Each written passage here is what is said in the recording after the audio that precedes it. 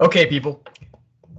I made a video earlier on the thesis point for the 2020 DBQ rubric. Now remember, the thesis is one of the 3 points that has not changed at all for this rubric. So this will apply for next year, assuming the College Board video. But this particular video I'm making right now is going to be pertaining to the contextualization point on the 2020 DBQ rubric. So first, my mug, best mom ever. I think that's very applicable and true. If you disagree, comment below.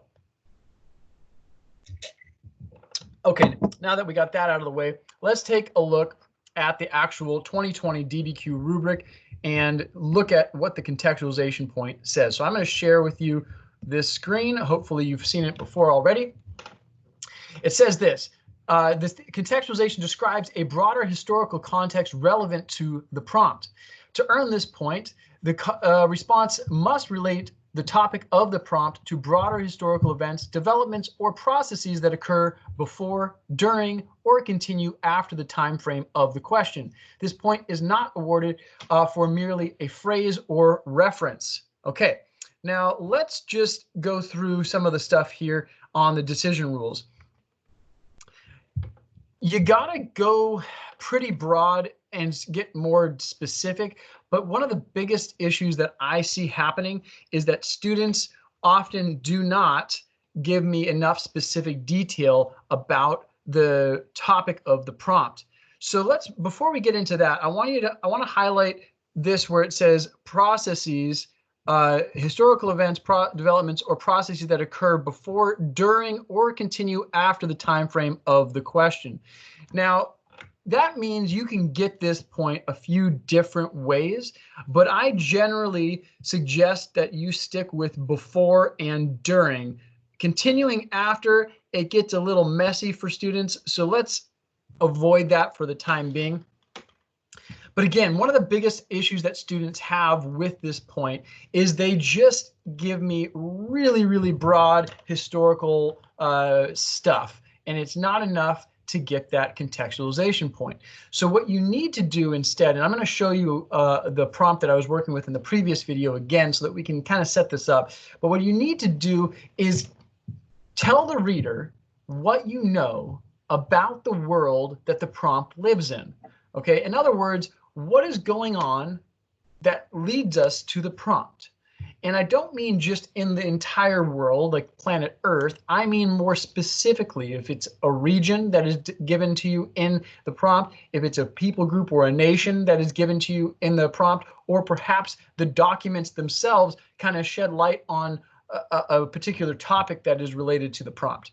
Okay, so let's look at this prompt that we were working with in the previous video and see if we can explore that. Now, before I share the screen with you, I want to just explain some of the importance here and what you might do to plan.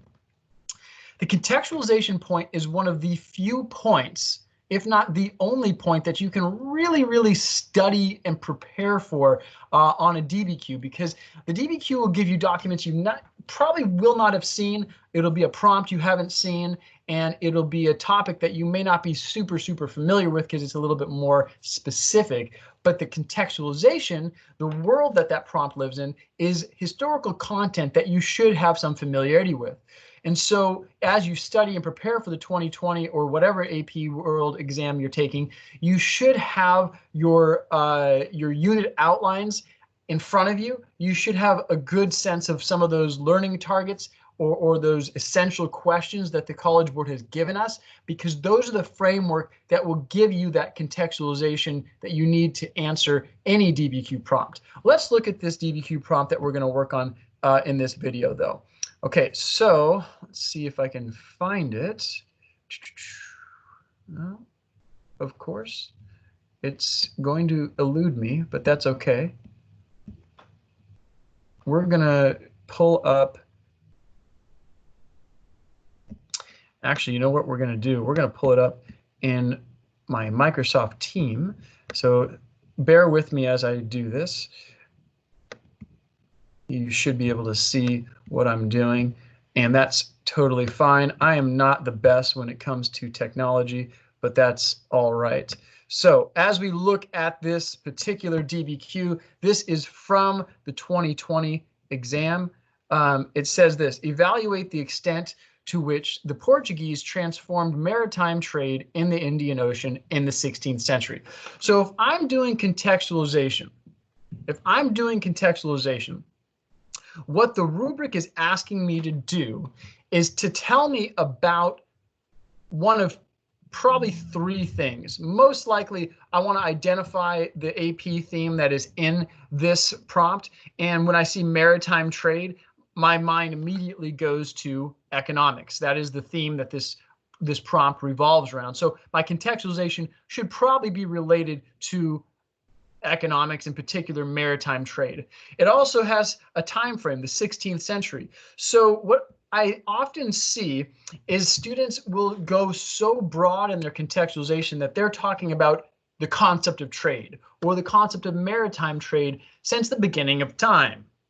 It'll say something like, civilizations have traded various goods from, I don't know, 2000 BCE to now. I mean, that's just, it's so broad, like, who cares?